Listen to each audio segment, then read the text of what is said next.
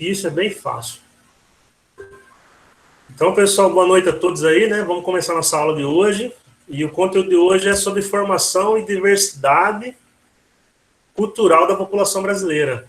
Então, eu fiz um breve resumo disso, né? E a gente vai entender a partir de agora. Esse conteúdo aqui, primeiramente, você tem que entender que nós temos uma grande diversidade no território brasileiro com relação à população. Então, nós já vimos o conceito de população, né? População é um conjunto de pessoas. E essa diversidade da população brasileira, ela se deve porque o Brasil foi formado por três grandes grupos étnicos, né? Três grandes grupos raciais, ou seja, você tem o índio, o negro e o branco, que praticamente originaram o povo brasileiro. O índio que aqui morava, que era o nativo, o branco que veio colonizar o nosso país, ele invadiu o nosso país, né? Ocupou o nosso país, e o negro que veio depois para ser mão de obra escrava, né? Eles foram usados como escravos aqui para o trabalho pesado. Então, esses três grandes grupos étnicos aí, né? Índios, brancos e negros, originaram a população brasileira. E aí, o que você tem? Você tem o cruzamento desses povos aqui, nós vamos ver mais à frente, que eles cruzaram e deram origem ao povo brasileiro. Então, os índios eram nativos, os africanos, como eu disse há pouco, os negros, né, que vieram para o trabalho forçado, e os europeus que vieram eram os brancos. Inicialmente eram portugueses, mas depois vieram outros grupos europeus para o Brasil, e posteriormente, no final do século XIX, início do século XX, vieram também asiáticos. Então, a população brasileira é bastante miscigenada. O que é miscigenada? Ela passou por vários cruzamentos de etnias, né? Houve três grandes matrizes e houve um cruzamento dessas matrizes, né? Entre o branco, e o índio e o negro, tá? O próximo slide ele já trabalha a questão dos primeiros habitantes. Então, ele vai dar um enfoque a quem aqui estava antes dos portugueses. Então, segundo aí as pessoas que estudam a vida dos nativos aqui na América do Sul, no território brasileiro, lá em 1500, nós tínhamos lá entre 1 milhão a 6 milhões de nativos. Não se tinha como você fazer uma contagem, por isso que o número é aproximado. Nesse slide aqui, ele coloca apenas 4 milhões, tá? Mas tem muito material que coloca entre 1 a 6 milhões. Então, quando os portugueses chegaram aqui, eles encontraram esses nativos, uma população muito grande, e o contato dos portugueses, a partir do século XVI, com os nativos, combinou com o quê? Com o genocídio desses nativos. Genocídio é quando você extermina, né? Você elimina uma raça. Então, o contato mesmo, doenças que os europeus trouxeram, né? Os portugueses, vitimaram muitos indígenas aqui, e houve um grande genocídio, né? A população foi quase que exterminada, e os índios que escaparam desse contato com o branco, que trouxe não só doenças, mas também um embate físico, né? Uma série de conflitos fisicamente, guerras, lutas, né, armadas, fez com que esse povo se reduzisse em grande quantidade. Aqui ele coloca 370 mil, mas segundo os últimos dados aí, ele gira em torno de 800 mil indígenas no Brasil, tá? Então, é um pouco maior do que esse valor. E aqui você tem um mapa que mostra a distribuição das tribos que nós tínhamos lá em 1500.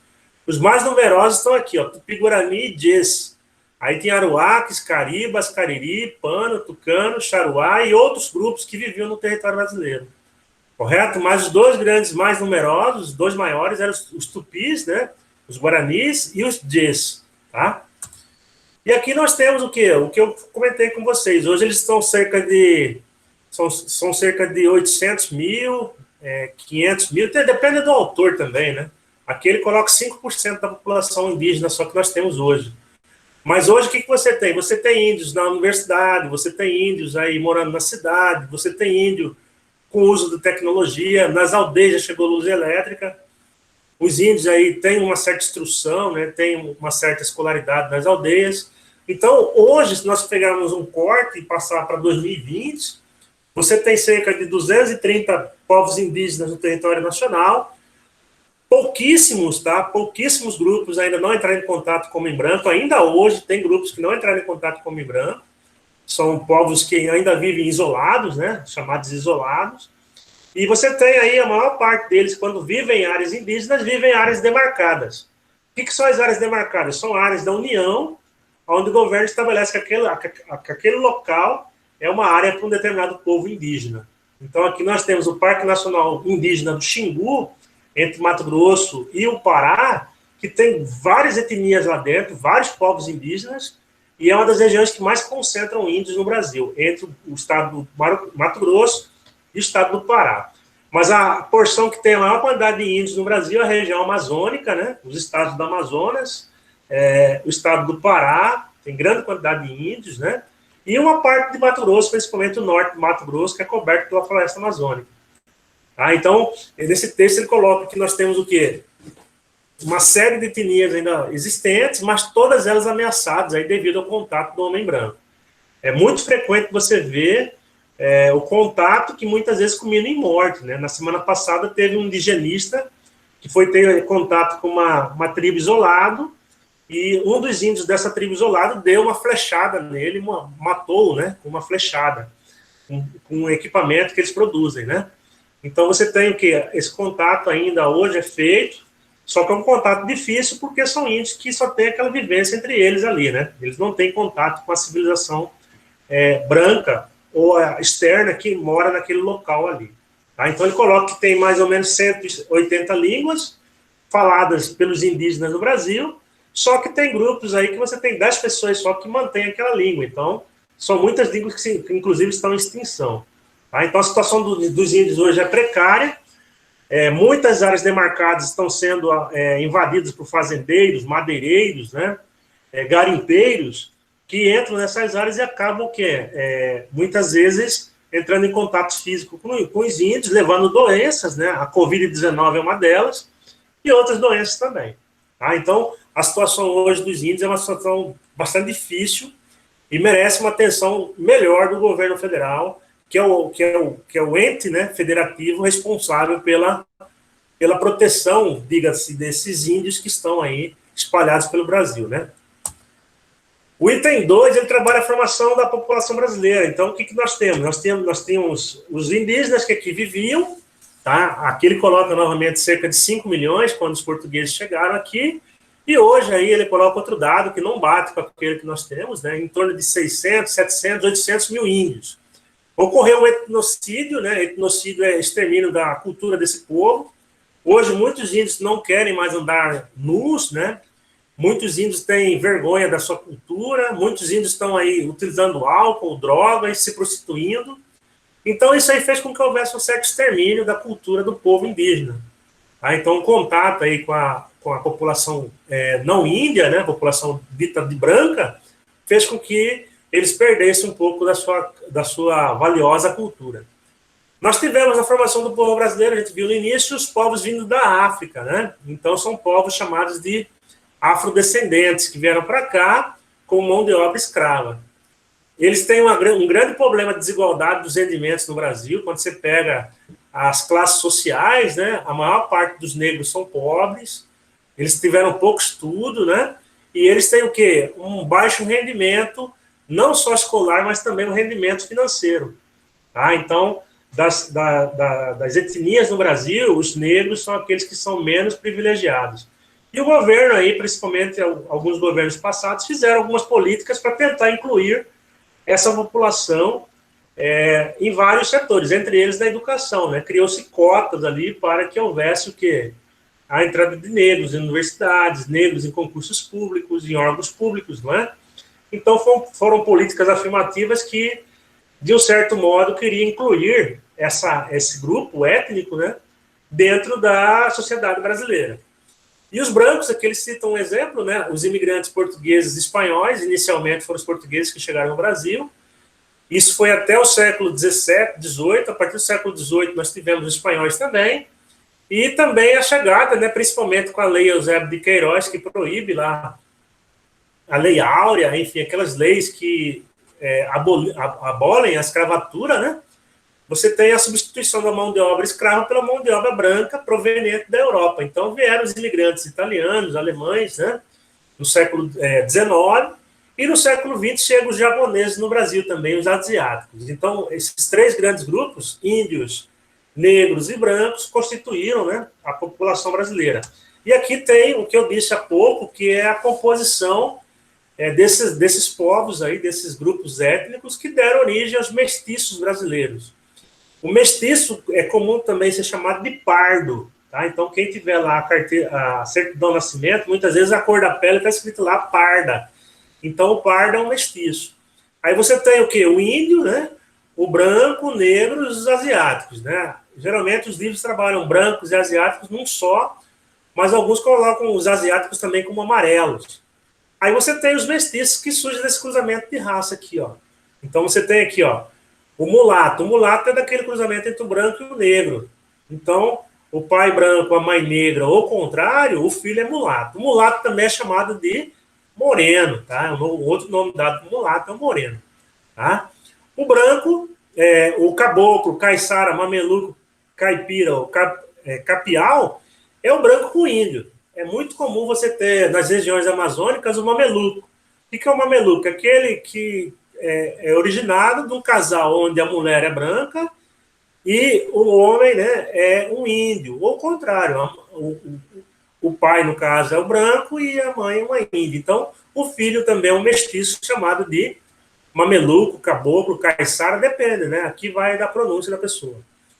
O índio com o negro já é outro mestiço, que é o cafuso. O cafuso é a união de um pai índio com uma mãe negra, ou ao contrário. O filho é um cafuso, é um mestiço, é um pardo.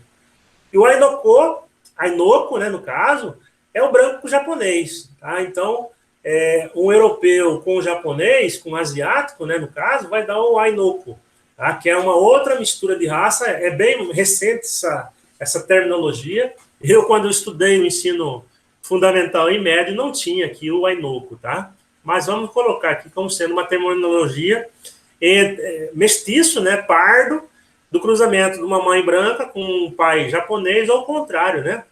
O pai branco com uma mãe japonesa, tá ok? Então, isso aqui é a composição étnica da população brasileira. E se vocês pegarem os dados do IBGE, boa parte da população brasileira é formada por mestiços, tá? Eu não coloquei nesse slide, eu acabei esquecendo, mas eu posso depois incluí-lo também, a questão da distribuição por etnia. Quantos por cento são brancos, quantos por cento são pardos, quantos por cento são negros, pretos, né? O IBGE trabalha com cor de pele mesmo. O item 3, ele trabalha a questão da imigração internacional. Veja bem, vocês viram no conteúdo passado que uma das formas de você migrar é você chegar num país no qual você não mora. Aí, quando você chega num país onde você não mora, você é um imigrante. Tá? Então, o que você tem aqui? Ó? O Brasil recebeu diversos povos, principalmente europeus, né, no seu passado, desde do processo de colonização. Então, aqui eu trouxe um dado bem interessante da Geografia para Todos, que diz aqui, ó, que o maior número de imigrantes que entrou no Brasil nesse espaço temporal aqui, de 1870 a 1953, foram quase 5 milhões de pessoas. A maior parte deles italianos e portugueses, depois os outros povos, espanhóis, alemães, japoneses e russos. Então, o que você tem aqui? A maior colônia no Brasil são de italianos e portugueses. Tá? Então, eles entraram aqui após a abolição da escravatura, como mão de obra também, né?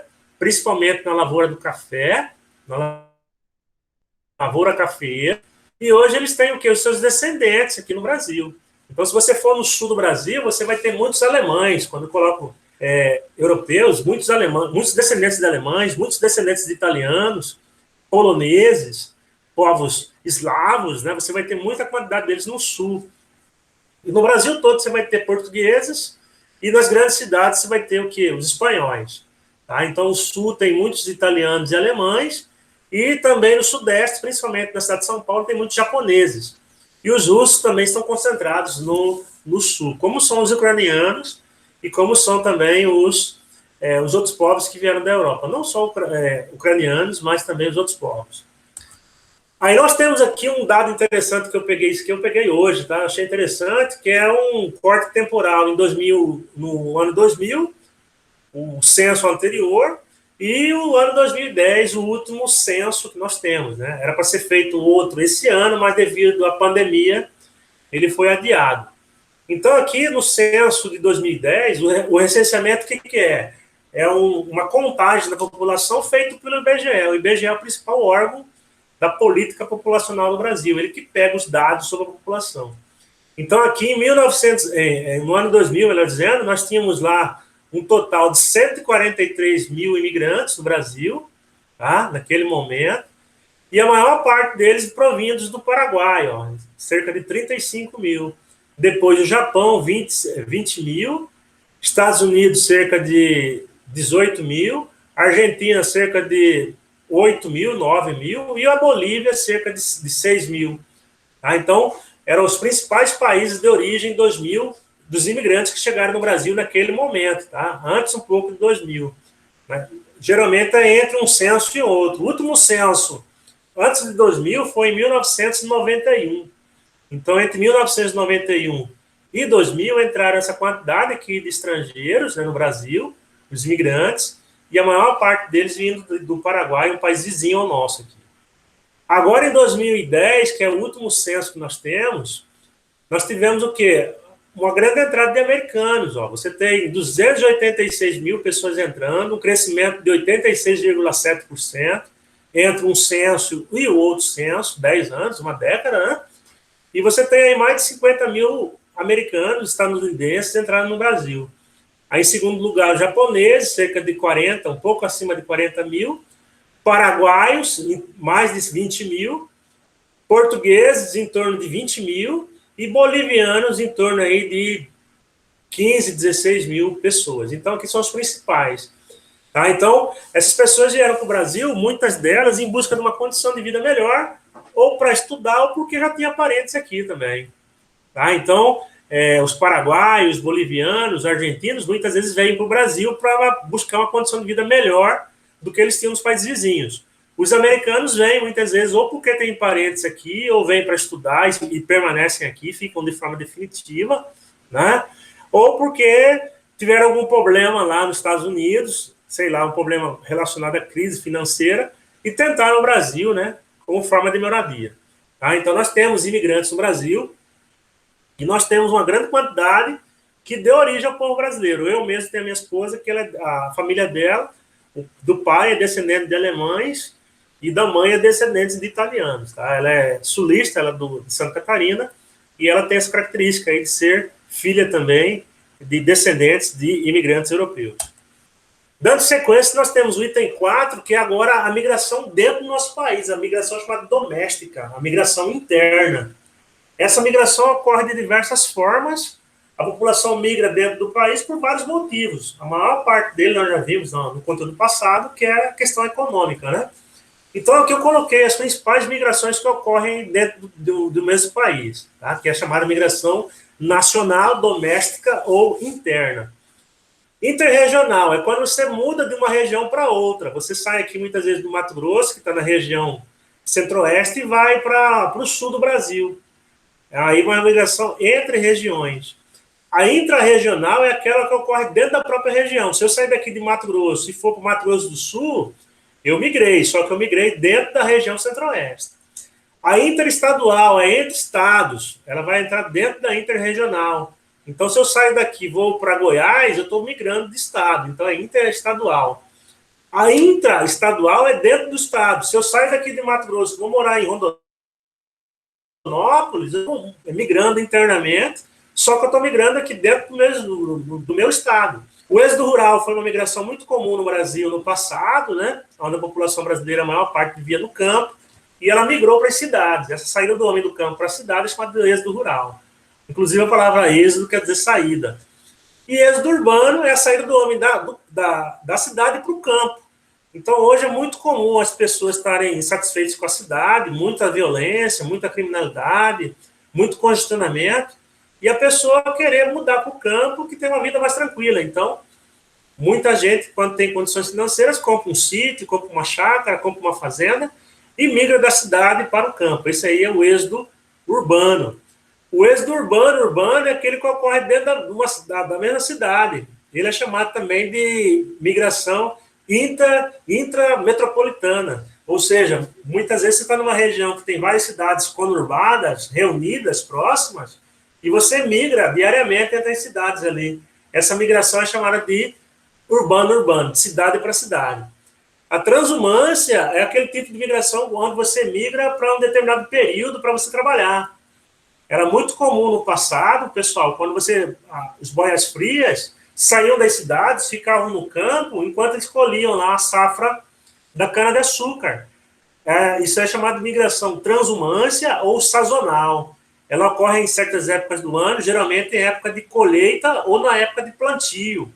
Aqui em Mato Grosso é muito comum, na região médio-norte, na época da colheita da soja, os produtores rurais contratarem trabalhadores do Nordeste. Então, eles ficam aqui durante a colheita da soja e depois eles voltam novamente para as suas terras natais. O nomadismo é uma migração onde você busca alimentos, então você se torna um nômade, né? Então, você busca abrigo ou alimento. Hoje é muito comum, aí, principalmente entre os refugiados, né? As pessoas que fogem das guerras, buscarem o que? Alimentos e abrigo fora daquele conflito. Então, aquilo lá também nós podemos chamar de nomadismo. E a migração pendular ou diária é aquela que você vai para uma cidade, mas volta geralmente no mesmo dia. Então, vamos supor, eu trabalho aqui em Várzea Grande, mas eu moro em Cuiabá. Essa migração que eu faço entre as duas cidades, Cuiabá e Várzea Grande, diariamente, trabalho, casa, cidade, é chamada de pendular, é uma migração de vem e volta, né? Migração chamada de diária, tá? Geralmente ocorre para estudantes, né? Ocorre para quem trabalha numa cidade na qual ele não mora, né? E é muito comum nas grandes cidades a migração pendular. E fechando aí a questão das migrações, pessoal, nós temos a questão da emigração. Então, nós já vimos a imigração, nós temos a emigração. Quem se lembra da aula passada, a imigração é a saída, né? A população que sai do seu país em busca de outros países, né? Então, nós temos aqui os brasileiros deixando o nosso território e indo para outros países. Então, aqui eu tenho os principais destinos do brasileiro quando ele deixa o Brasil. Estados Unidos, Paraguai, Japão e os países da Europa, tá? Lá nos Estados Unidos, o brasileiro é chamado de brazuca, né? Muita gente busca os Estados Unidos porque as condições de vida lá são melhores. O Paraguai tem os brasiguaios. Quem que são os brasiguaios? Quem mora na fronteira e compram terras um pouco mais baratas no Paraguai para produzir lá dentro. Então, são os brasileiros que vivem na fronteira e investem no Paraguai. Hoje moram no Paraguai. Hoje, boa parte da produção agrícola no Paraguai é controlada por imigrantes brasileiros que lá residem. Nós temos os decassegues, tá? O que são os decassegues? São os filhos, netos, bisnetos de japoneses que vieram para cá no final do século XIX, início do século XX. Aqui eles mantiveram a família e muitos desses filhos foram para o Japão estudar ou foram trabalhar nas fábricas japonesas. Eles são os decassegues. São os brasileiros, descendentes de japoneses que voltaram para o Japão para trabalhar ou para estudar ou para voltar para as famílias que aqui residiam também.